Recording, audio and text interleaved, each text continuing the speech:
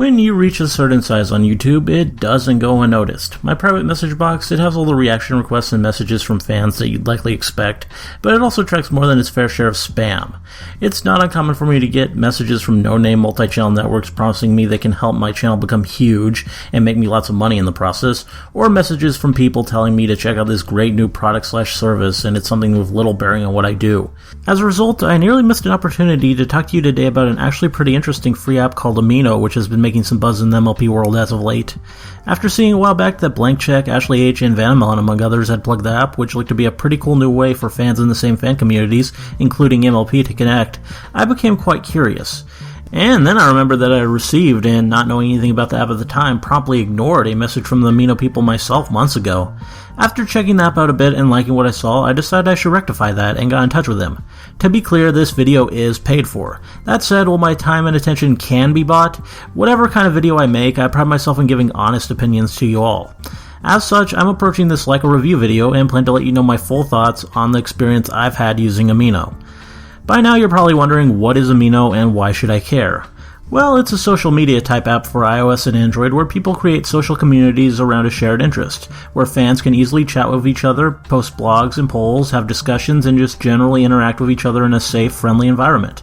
They have communities for all sorts of things across a bunch of different categories: books, music, sports, video games, whatever. You name it, it's probably there. And if it's not, and you've got the time, there's even an option to start up entire new communities yourself.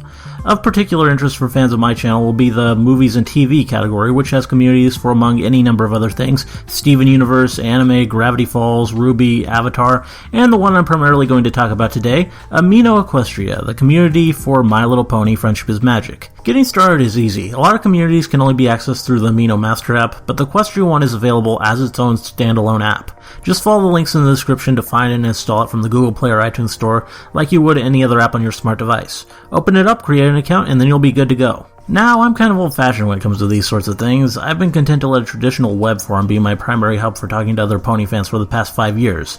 It'd be fair to say I'm actually something of a social media idiot. I've never in all my life had a Facebook page for anything. I'm pretty sure I don't even use Twitter right, my Twitter feed being 80% me plugging my own videos, 15% me apologizing for reactions being late, and 5% me complaining about YouTube comments and copyright issues.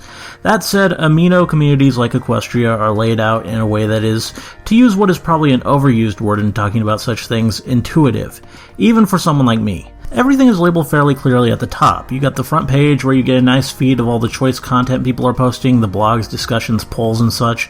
Tap where it says following or just slide the screen to the left and you'll see only the content posted by the people you've chosen to follow.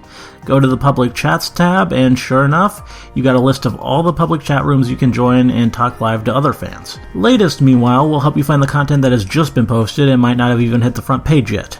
Now, as said, I'm more used to forums which have a rigid structure to them, and as such, the way the content presents itself feels a little amorphous to me. Browsing through what does exist already can be somewhat unwieldy, and as a likely result, I've noticed that some discussion topics tend to get repeated a lot by people likely unaware that the same question was asked just a couple days or even hours ago.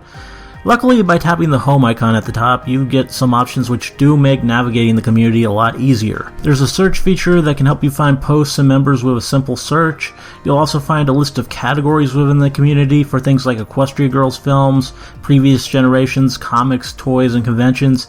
Not to mention an easy way to get to the community guidelines, announcements, and other things you're probably better off knowing. This home menu is also where you go to edit your profile or check your notifications.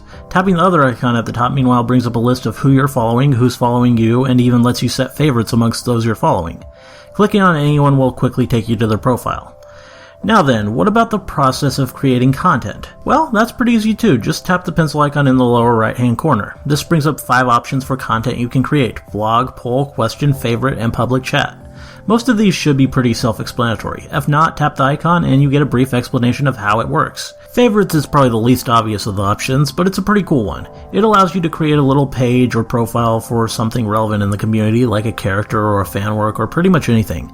You can search for favorites created by others in the community by tapping home again and then tapping where it says catalog. You can then rate, like, or even pin a number of favorites so they'll be displayed on your profile. It's a neat feature that showcases the creativity of the community. Speaking of which, let's talk about the community itself here. Equestria Amino is fairly new, but it has been growing rapidly. It had about 6,000 members when I joined over a month ago, and as of the recording of this video, it has closer to 2,200. Everyone I've interacted with on the app has been really nice and friendly too. It's been nothing but welcoming to me. I've only posted a single blog and just made a few scattered posts here and there, and yet I quickly netted a few hundred followers and a bunch of likes. Then again, I do have the advantage of being a known YouTube person, I guess. But what about actually using the app? Well, I went into navigating it, but how does it stack up when it comes to regular use?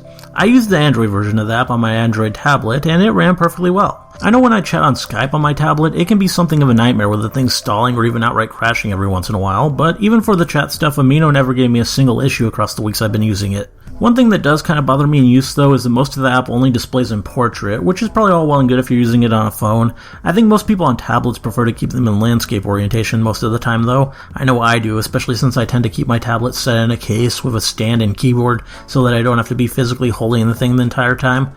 It's certainly not a deal breaker, and as said, for a lot of people I'm sure it won't even matter, but it does make using the app a bit unwieldy at times for me personally. Other than that, it's really pretty easy to use. Everything is designed well. When you go to type up a blog post, you get a nice streamlined, easy to use screen that actually will display in landscape.